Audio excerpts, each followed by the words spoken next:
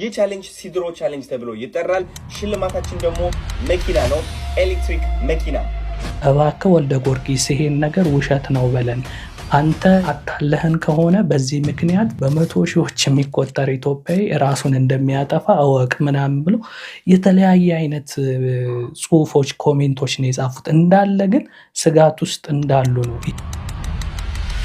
እንዳለመታደል ሆኖ ሲወርድ ሲዋረድ የመጣ ነገር ነው ይሄ። ከጥንትም ጀምሮ የሀበሻ ስነልቦና በዚህ አይነት መንገድ ነው የተገራውና ይሄንን ስል ግን ሁሉንም ብዬ መደምደም አልችልም። ምክንያቱም ሁሉም ሰው ብሎ መደምደሙ ከብዙ ሰው ጋር ሊያጋጭ ይችላል። ነገር ግን አብዛኛው የሚለው ስለሚያስማማን በዛ መንገድ እንድታዩ ትፈልጋለሁ። ይሄም ምንድን ነው? አብዛኛው ሀበሻ ሰርቶ ገንዘብ ከማግኘትና ሀብታም ከመሆን ይልቅ በአቋራጭ ሀብታም የመሆን ፍላጎቱ በጣም የላቀ ከመሆኑ የተነሳ ይሄንን ጉጉ ስነልቦናችንን ደግሞ አንዳንድ ጥቂት ስማርት የሆኑ ሰዎች ደግሞ ይጠቀሙበታል ማለት ነው። ከጥንት ጀምሮ ሲወርድ ሲዋረድ ነው የመጣው ያልኩበትን ምክንያት አሁን ላስረዳችሁ ፈልጋለሁ። አሁን ላይ አንዳንድ ቦታዎች ላይም አልፎ አልፎ አለ፣ ግን በብዛት በፊት ላይ ጠንቋይ፣ አዋቂ ቤት ወይም ደግሞ ደብተራ ምናምን የሚባሉ ሰዎች አሉና እነዛ ሰዎች ይህንን የሀበሻ ስነልቦና ስለሚያውቁት ሀብታም አረጋቸዋለሁ በሚል ራሳቸው ሀብታም ሳይሆኑ ሌሎችን ሀብታም ለማድረግ ከነዛ ሰዎች ገንዘብ ይቀበሉና ገንዘብ የተቀበሏቸውን ሰዎች ለባሰ ችግርና በሽታ ላይ ይጥሏቸዋል። እነዚህ አዋቂ ነን ባዮቹ ደግሞ በእነሱ ገንዘብ ሀብታም ይሆናሉና ይሄ ነገር በፊት ላይ የነበረ ነው። አሁን ላይ ደግሞ በምን አይነት መንገድ መጣ? እንደ በፊቱ በይፋዊ ጠንቋይ ነን ምናምን ባይሉም እንኳን የህዝቡ ስነልቦና ሰርቶ ገንዘብ ከመያዝና ሀብታም ከመሆን ይልቅ በአቋራጭ ሀብታም ለመሆን የሚፈልገው ሰው አሁንም ድረስ እንዳለ ስለሚረዱ የአሁኖቹ ዘመን ደግሞ ልክ እንደነዛዎቹ ማይጨበት የሚያጓጓ ተስፋ በመስጠት አሁንም በተዘዋዋሪ መንገድ ዘመናዊ ጥንቆላ ብዬ ነው ይሄንን ነገር የማስበው። ምክንያቱም እዚህ ምድር ላይ አሁንም እላችኋለሁ ወደፊትም እላችኋለሁ ሳይሰራ በአቋራጭ ገንዘብ እሰጣችኋለሁ ታገኛላችሁ የሚሏችሁ ሰዎች ካሉ እነዚህ ሰዎች የበፊት ጠንቋይ ያውን ደግሞ ስካመር የሚባሉት አይነት ሰዎች እንደሆኑ እንድታቁ ፈልጋለሁ። ያን የምልበት መንገድ ደግሞ በምንድን ነው? በተለያየ ጊዜ አሁን ላይ እኔ በሶሻል ሚዲያ በውስጥ መስመር ፍራውል የሚባል ሰው፣ ወልደ ጊዮርጊስ የሚባል ሰው፣ ከሌ የሚባል ሰው ገንዘቤን በላኝ ምናምን ይላሉና ገንዘባቸውን ያ ሰው ዝም ብሎ አይበላቸውም።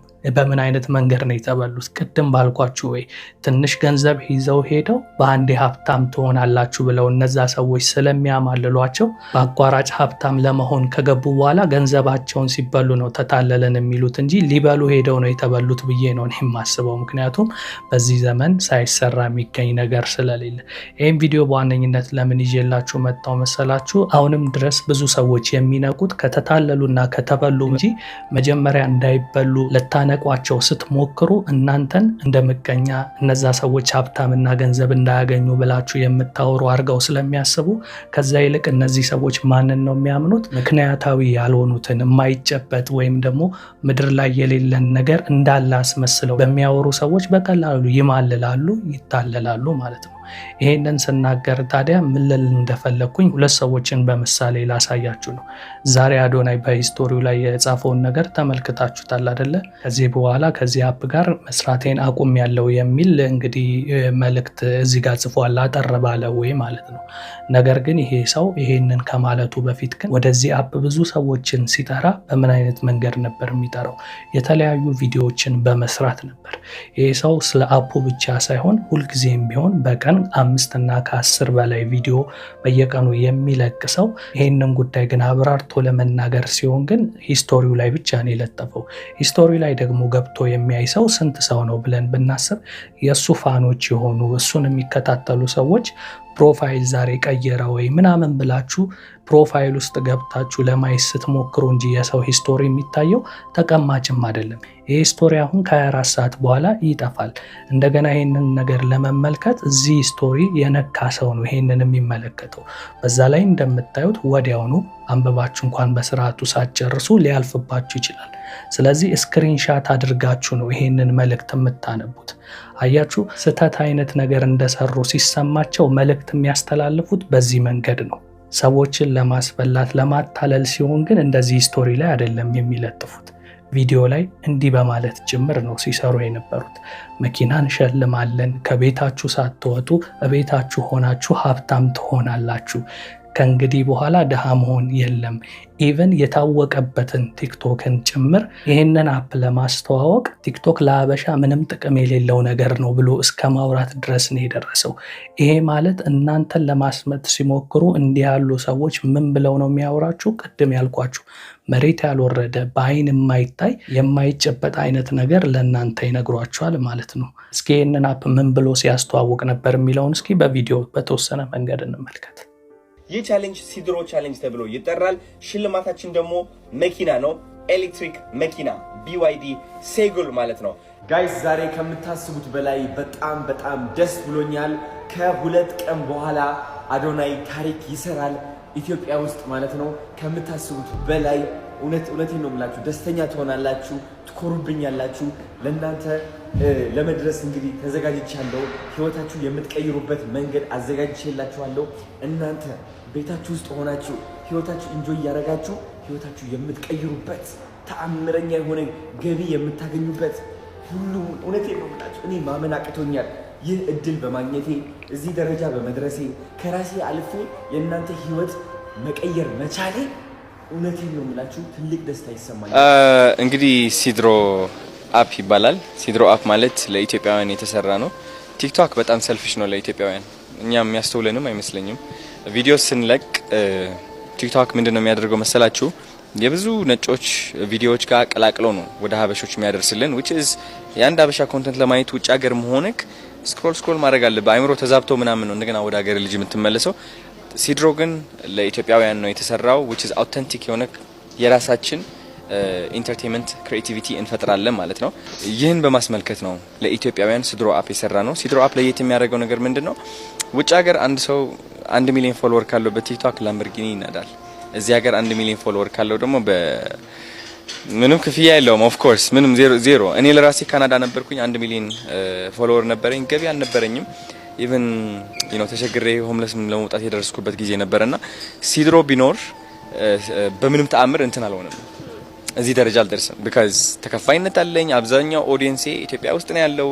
እነዚህ ኦዲየንስ ደግሞ ቴሌብር አላቸው፣ አክሰስ አላቸው። ፍቅራቸው መግለጽ ከፈለጉ በጊፍት መልክ አድርገው ቪዲዮዎቼ ላይ ወይም ደግሞ ላይቭ ላይ ሰፖርት ማድረግ ይችላሉ። እንግዲህ እንደዚህ እርግጠኛ ሆኖ እንደ ራሱ አፕ አድርጎ ሲያስተዋውቀው የነበረውን አፕ ነው እንግዲህ በዛሬው ዕለት ከነሱ ጋር ያለኝን ነገር አቋርጫለሁ ብሎ ስቶሪ ላይ የሰራው። ታዲያ ለምን እንደዚህ ልክ እዚህ ጋር እንዳብራራው በቪዲዮም ሞቶ ለምን ማብራራት አልቻለም?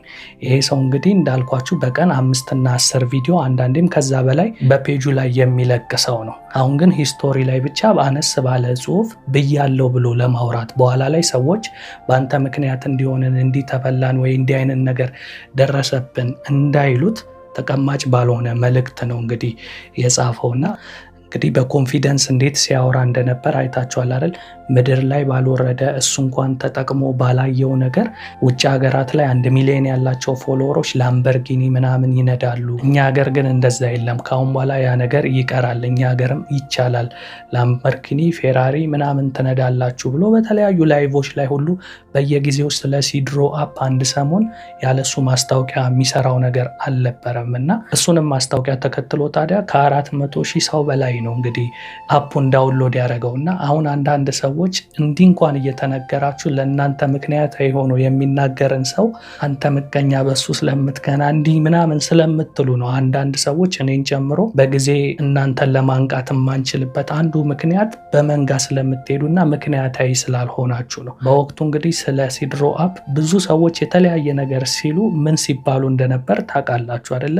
የስድብ ናዳ እናንተ እንዲናችሁ በሱ ስለምትቀኑ ነው ያላላቸው ሰው የለም።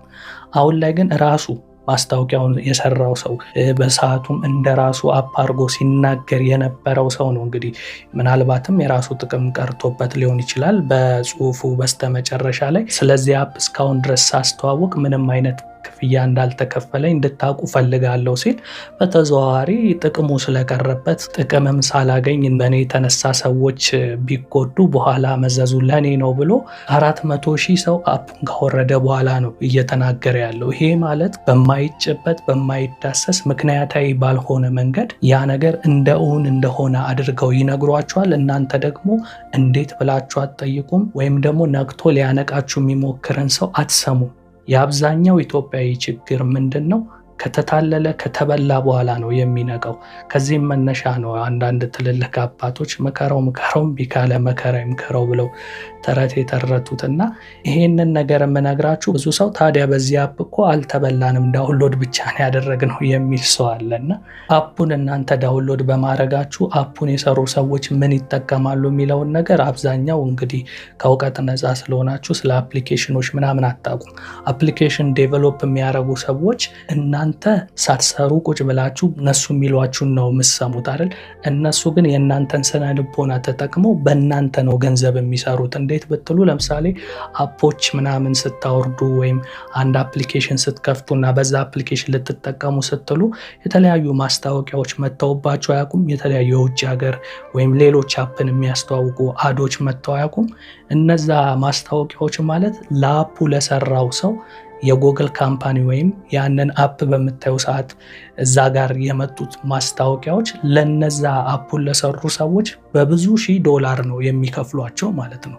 ምክንያቱም ማስታወቂያው እናንተ ጋር በመምጣቱ አውቶማቲካሊ አልጎሪዝሙ አድ ሬቬኒው የሚባል ነገር አለ እና በዛ መንገድ ምን ያህል ሰው እዛ ጋር እንዳየው ስለሚያውቅ ለምሳሌ 400,000 ሰው አፑን አውርዳችኋል አይደል? ያንን አፕ አውርዳችሁ ለመክፈት ስትሞክሩ የሚመጡ ማስታወቂያዎችን 400,000 ሰው ቢያይ $1 እንኳን ቢታሰብ $400,000 በአንድ ቀን እንዳገኘ አድርጋችሁ አስቡት። በየጊዜው ደግሞ ያንን አፕ ስትጠቀሙ የሚያገኘውን አፕ ደግሞ በሚሊዮኖች $1 ይመጣል እና እነዚህ ሰዎች ይህንን አፕ ዴቨሎፕ የሚያደርጉት እነዚህን ጥቅማ ጥቅሞች ለራሳቸው አስበው ነው እና ለእናንተ የማይጨበጥ የማይዳሰስ ጉጉትን የሚጨምር ነገር ምናባዊ ነገር ይስልሏቸዋል። በቃ ድሮ አፕ መጣ ቤቴ ቁጭ ብዬ ሳልሰራ ምናምን ሀብታም ልሆን ነው ምናምን ብላችሁ ታስባላችሁ። እኔ እኮ አንዳንዴ ራሱ ግራ ይገባኛል። ልናገርልና ብዙ ነገር እንደው ተናግሬ ደግሞ የሚሰማኝም የለም በሚለው እስኪውቺን እንኳን ሰምተው ከተረዱ ይበቃል በሚል ላልፍ ሞክራለሁ እንጂ ብሰሙኝ ብዙ ነገር ዲቴል እነግራችኋለሁ። ግን ትንሹ ነገር ያልገባችሁ ብዙ ነገር በነግራችሁ ሊገባችሁ ስለማይችል ትንሹ ከገባችሁ ራሱ በቂ ነው የሚለውን ለማስረዳት ያህል ነው። ሰዎች አሁንም ይሄንን ነገር እኛ እኮ አልተጎዳንም በቃ እሱ አቋርጫለሁ አለ ምናምን ልትሉ ትችላላችሁ። አሁን ላይ እሱ ያቋረጠበት ምክንያት ብዙ መላምቶች ሊኖሩ ይችላሉ። እሱ ራሱ ነው የሚያውቀው። ነገር ግን እኔ ልናገር የፈለግኩት ባልተያዘ ባልተጨበጠ መንገድ ግን እናንተን ለመነገጃ ግን አስትቷቸዋል የሚለውን ወይም ኩክ አድርጓቸዋል፣ አስበልቷቸዋል ማለት ይቻላል። እሱ አሁን ይሄንን ይበል እንጂ እኮ 400,000 ሰው አፑን አወረደ ማለት እኮ ቀላል ቁጥር አይደለም። ኦልሬዲ እሱ ከሰዎቹ ጋር በገባው ነገር ያስቀሩበት ጥቅም ምናምን ኖሮ ይሄንን ባይናገር ኖሮ እኮ ይሄውላ ህዝብ እኮ ለተለያየ ችግር ይወድቅ ነበር ማለት ነው። እና ባጭሩ ምልላችሁ ፈልጌ ነው እዚህ ጋር መጥተው የማይጨበጥ የማይዳሰስ ነገር ነግረዋችሁ በአቋራጭ ገንዘብ ታገኛላችሁ፣ ሀብታም ትሆናላችሁ ሲሏችሁ እየተታለላችሁ ገንዘብ የምትበሉ ሰዎች ባካችሁ ምናችሁን እንደሚያማችሁ ባላቅም ሳይሰራ የሚገኝ ገንዘብ የለምና ገንዘብም ታገኛላችሁ ሲሏችሁ ራሳችሁን ቆም ብላችሁ አስቡ። እነዛ ሰዎች ኤንጂኦ ናቸው፣ እርዳታ ሰጪ ድርጅቶች ናቸው። እነሱ ሳይጠቀሙ እናንተን ለመጥቀም እና እናንተን ሚሊዮነር ለማድረግ የሚመጡት በምን ምክንያት ነው ብላችሁ ራሳችሁን ልትጠይቁ ይገባል። ብዙ ሰዎች በውስጥ መስመር የሚልኩልኛሉ። በተለይ በታዋቂ ባለሀብት በሚባሉ ሰዎች እነ ፍራውል እነ ወልደ ጊዮርጊስ ምናምን በሚባሉ ሰዎች ተበላን ብለው የሚመጡ አሉ። በእነሱ ስም የሚያጭበረብሩ እንዳሉ ሁሉ እነሱም ደግሞ በራሳቸው መንገድ በተለይ ደግሞ ወልደ ጊዮርጊስ የሚባለው ሰውዬ እንግዲህ በውስጥ ለውስጥ YBS ነው ምናምን በሚባል ካምፓኒው በኩል 1 ሚሊዮን ብር ላስገባ ሰው በየወሩ 100,000 ብር እሰጣለሁ ብሎ በሚሊዮን የሚቆጠሩ ሰዎች እንግዲህ ለዛ ሰው ገቢ አድርገውለት አሁን ላይ በፔጁ ላይ በጽሁፍ የሆነ ነገር ስላጋጠመኝ ለተወሰኑ ጊዜያት የለውም ቢል የተጻፈውን ኮሜንት እንዳለ እዚህ ጋር ተመልከቱ። በቃ እኔ እንደውም የገረመኝ ይሄ ሁሉ ሰው ነው እንዴ ተበላው እስክል ድረስ ማለት ነው።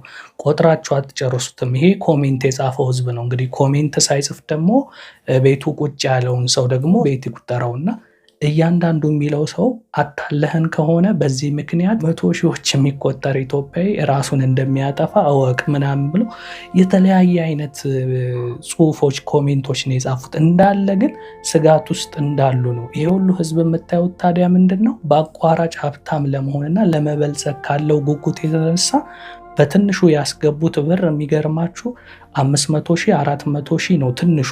1 ሚሊዮን 10 ሚሊዮን 5 ሚሊዮንም ያስገባ ሰው አለ። ይታያችሁ ቅድም እንዳልኳችሁ በአቋራጭ ሀብታም ለመሆንና ያልሰራችሁበትን ገንዘብ ለማግኘት ያላችሁን ጉጉት ተጠቅመው እነሱ በእናንተ ገንዘብ ሚሊዮነር ይሆናሉ። እናንተ ግን ያላደገ አነስተኛ አስተሳሰብና ሜንታሊቲ ስላላችሁ ለነሱ ገንዘባችሁን ሰጣችሁ አየር ላይ ሜዳ ላይ የምትቀሩ ብዙ ሰዎች አላችሁ። እንደው እዚህ ጋር ለሱ የሰጣችሁትን ገንዘብ እኮ በራሳችሁ መንገድ ብትሰሩበት እኮ በትክክለኛው መንገድ በጉልበታችሁ በእውቀታችሁ ተጠቅማችሁ እኮ ሀብታም መሆን ትችላላችሁ። ነገር ግን በአቋራጭ ሀብታም ለመሆን ግን የቆጡን አውርድ ብላ የበብቷን ጣለች አይነት ሰው ነው እየሆናችሁ ያላችሁት። አሁን ስለዚህ ሰው ጉዳይ አሁን ታበርሲሳ አስቀድሞ ለማልቀስ ተዘጋጁ፣ ለማንባት ተዘጋጁ ሲል እንዲህ ብሎ ቪዲዮ ሰርቶ ነበር። እቺን ቪዲዮ በተወሰነ መንገድ እንያት እስኪ። ምን ብያችሁ ነበረ? እንባችሁን ቆጥቡ። ቀጣይ የምታለቅሱ ሰዎችን ላስታውሳችሁ። ረቂቅ ትሬዲንግም ሆነ ዋይቢኤ ሱፐርማርኬት ላይ እንዲሁም ሌሎች ድርጅቶች ላይ ብር አስገብታችሁ በየ6 ወሩ ገንዘብ ይወልድልናል ብላችሁ ከዛሬ 2 ዓመት ጀምሮ ሰዎች እነዚህ ድርጅቶች ጤነኛ ድርጅቶች አይደሉም እንባ እንደ ትንቢት ነበር ስነግራችሁ ነበር። በቅርብ ጊዜ ደግሞ አሁን ያሳየኋችሁን ቪዲዮ ፖስትቼላችሁ ነበር። ቢያንስ እንባችሁን ቆጥቡ። ይሄው ደረሰ። የሀገሪቷን ዕዳ በ5 ዓመት እከፍላለሁ እንዳላለ ኪዳነ ምሕረት እስካለች ድረስ ገንዘቤ እንኳን ለሰው ተሰጥቶ ቢቃጠል እንኳን አያልቅም ያለ ደፋር በላችሁ።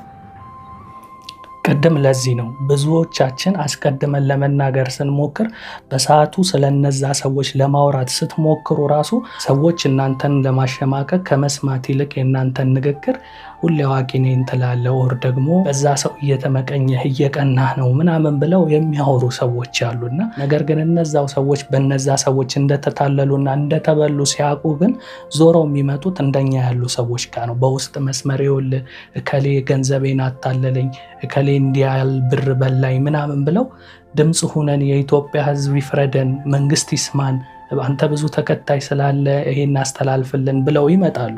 መጀመሪያ እኮ ስትነግሯቸው ይሰድዋቸዋል። በቃ እናንተን እንደምቀኛ እንደምናምን አድርገው የቆጠሯችሁ ሰዎችና በአጠቃላይ ምን ልላችሁ ፈልጌ መሰላችሁ ይህንንም መልእክት ይዤላችሁ የመጣሁት እዚህ ምድር ላይ ሳይሰራና ሳይለፋ የሚገኝ በአቋራጭ ገንዘብ ስለሌለ ሰዎች ገበያውን ያላማከለ ወይም ደግሞ ይሄን ያህል ነገር አምጡና እንዲናደርግላችኋለን ሲሉ የተጋነነ ነገር ሲያወሩ አትመኗቸው። ኬትም አምጥተው ሊያረጉላችሁ አይችሉም። ከዚህ ቀደምም ፊንቴክ ምናምን የተባሉትን አይታችኋል አይደለ? መኪና ገበያ ላይ 4 ሚሊዮን 3 ሚሊዮን እየተሸጠ በ900 ሺህ ብር እሰጣችኋለሁ ሲል ይሄ ሰው ኬት አምጥቶት ነው? ይሄንን ነገር ከጨረቃ ላይ ነው ከሰማይ አውርዶት ነው? ገበያው ላይ እንዲህ እየተሸጠ እንዴትና በምን አይነት መንገድ ቢያመጣው ነው ይሄንን ነገር በዚህ አይነት መንገድ ሊሸጥ የሚችለው ብሎ የሚጠይቅ ህዝብ የለም። ስለዚህ የሆኑ አካላቶች መጥተው የማይጨበት ህልም የሚመስል ነገር ሲያወሩላችሁ አትጓጉ፣ አትማሉ። ሁሌም ቢሆን ጠያቂ ሰው ሆኑ። ሁሉም እኮ አጭበርባሪ ነው እያልኳችሁ አይደለም። የሚነገራችሁ ነገር ግን ልክ ካልሆነ ጠያቂ ሆኑ።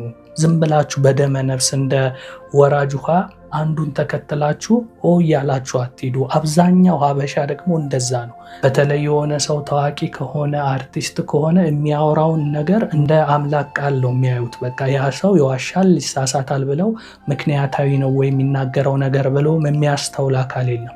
እከሌ ከተናገረማ እውነት ነው ብሎ የሚያስብ ህዝብ ነው። እኔንም ጨምሮ ማናችንም ስንነግራችሁ ምክንያታዊ ባልሆነ መንገድ የምናወራ ከሆነ እንዴት ብላችሁ ልትጠይቁ ይገባል። እኔ ለዚህ ነው አብዛኛው ጊዜ አይታችሁ ከሆነ ቪዲዮ የምሰራው በመረጃና በማስረጃ ነው። ዝም ብዬ አሉ ብዬ ሳይሆን የማወራው ከሌ እንዲህ ብሏል የሚባለውም ነገር ካለ ያለውን ሰው ራሱን በቪዲዮ ነው የማቀርብላችሁ። ወይም ደግሞ የድምጽ ማስረጃ ካለ በድምጽ ማስረጃ እንጂ ዝም ብዬ አላወራም። አብዛኞቻችሁ ግን ስትሰሙ የሆነ ሰው መጥቶ ያወራላችሁን እንጂ የሚያወራው ነገር በመረጃና በማስረጃ እስኪያሳየን ብላችሁ አትጠይቁም። ወይም እስኪገባችሁ ድረስ እንዴት ምናምን የሚል ነገር በጭራሽ አታነሱም። በቃ የሆነ ሰው መጥቶ ቤታችሁ ቁጭ ብላችሁ ሀብታም አረጋችኋለሁ ላምበርጊኒ ትነዳላችሁ ምናምን ሲላችሁ አፋችሁን ከፍታችሁ በጉጉት ትሰማላችሁ። ላምበርጊኒ አይደለም ኢትዮጵያ ውስጥ ቁጭ ብላችሁ አይደለም ውጭ ሀገር ላለ ራሱ እዛው ላለ ለፈረንጁ ራሱ ላምበርጊኒ ሁሉም ሰው የሚይዘው መኪና አይደለም። በጣም ጥቂት ሰዎች እሱንም የሆሊውድ ስታር የሆኑ በጣም ታዋቂ የሆኑ ግለሰቦች እነዛም ግለሰቦች ደግሞ ያንን መኪና ቤታቸው ቁጭ ብሎ አይደለም የሚመጣላቸው ፊልም ሰርተው በሚሊዮኖች ዶላር የተከፈላቸው እግር ኳስ ተጫዋች ሆነው በሚሊዮን ዶላር ክፍያ ያላቸው ገበያቸው ከፍ ያሉ ሰዎች ያንን መኪና ይነዳሉ እንጂ ማንም ራንደም ያለ ውጭ ሀገር የሚኖር ሰው ያንን መኪና ይነዳል ማለት አይደለም። ነገር ግን አንዳንድ ሰዎች ሲነግሯችሁ እኔ ኢትዮጵያ ውስጥ 1 ሚሊዮን ፎሎወር ኖሮኝ ምንም ነገር የለኝም ውጭ ሀገር 1 ሚሊዮን ፎሎወር ቢኖረኝ ግን ላምበርጊኒ ነበር የምነዳው ሲላችሁ እንዴ አንተ ከውጭ ሀገር አይደል እንዴ የመጣው ካናዳ አልነበርክ እንዴ አሜሪካ አልነበርክ እንዴ ብላችሁ እንኳን አትጠይቁም። ቀላሉን ጥያቄ እንደው ስለሌላ ሰው ባያወራላችሁ ስላልገባችሁ አልፋችሁት ሊሆን ይችላል። ራሱ ስለነበረበት ቦታ ወይም ደግሞ 1 ሚሊዮን ተከታይ የነበረው ውጭ ሀገር ሆኖ እንጂ እዚህ ሀገር መጥቶ አይደለም 1 ሚሊዮን ተከታይ ያፈራው። ግን ቀላሉን ጥያቄ እንኳን አትጠይቁም። ዝም ብሎ ያወራላችሁን ብቻ እየሰማችሁ እንደዚህ እየተነዳችሁ መጠቀሚያ አትሁኑ፣ ገንዘባችሁንም አትጡ፣ ሳይኮሎጂካልም አትጎዱ የሚለውን መልእክት ለማስተላለፍ ነው። ባይዘዌ እንግዲህ በተለያየ መንገድ የሚታለሉና የሚጭበረበሩ ሰዎች ከሚደርስባቸው ስነ ልቦናዊ ጫና ባሻገር ደግሞ ሳንሰማቸው ህይወታቸውን ያሳለፉ ብዙ ሰዎች አሉ። ያንን ገንዘብ በብዙ አይነት ጫና ውስጥ ለፍተው ጥረው ብዙ ዓመት ያጠራቀሙትን ገንዘብ በአንድ ጀንበር እንደዚህ ተታለው በማጣታቸው ከዛ በኋላ ያንን ገንዘብ በቀላሉ ስለማያገኙት ልጆቼን እንዴት ላሳድግ ነው፣ ቤተሰቤ ምን አይነት መልስ ልሰጥ ነው፣ ከዚህ በኋላ ምን እጠቅማለሁ በሚል ራሳቸውን ያጠፉ ብዙ ሰዎች እንዳሉ ሰምተናልና አሁን ላይ የማወራው ነገር እንደ ቀላል አትዩት። በዚህ ፊት ለፊት መጥተው ሰዎች በማይጨበጥ መንገድ በሚሰጧችሁ ተስፋ የምታጡት ገንዘባችሁን ብቻ ሳይሆን ህይወታችሁንም ልታጡ ስለምትችሉ የምትሰሙትን ነገር ምክንያታዊ በሆነና በትክክል ባያችሁት ነገር ላይ ተመስርታችሁ ወደ እርምጃ ግቡ እንጂ ዝም ብላችሁ ሳትሰሩ ሳትለፉ ገንዘብ አምጥታችሁ የእናንተን ገንዘብ እጥፍ እናረጋለን፣ ሀብታም እናረጋችኋለን፣ ቤታችሁ ቁጭ ብላችሁ ሳትሰሩ ያልፍላችኋል የሚሏችሁን ሰዎች በፍጹም እንዳትሰሙ የሚለውን መልእክት ለማስተላለፍም ጭምር ነው ይህንን ቪዲዮ እየሰራው ያለሁት። ከተናገርኩት ሀሳብ ጋር እናንተም ተስማሚ ነው የምትሉትን ወይም ደግሞ የምትጨምሩት ሀሳብ አስተያየት ካላችሁ ከስር ጻፉልኝ። የእናንተ ወይላ ነበርኩ። መልካም ጊዜ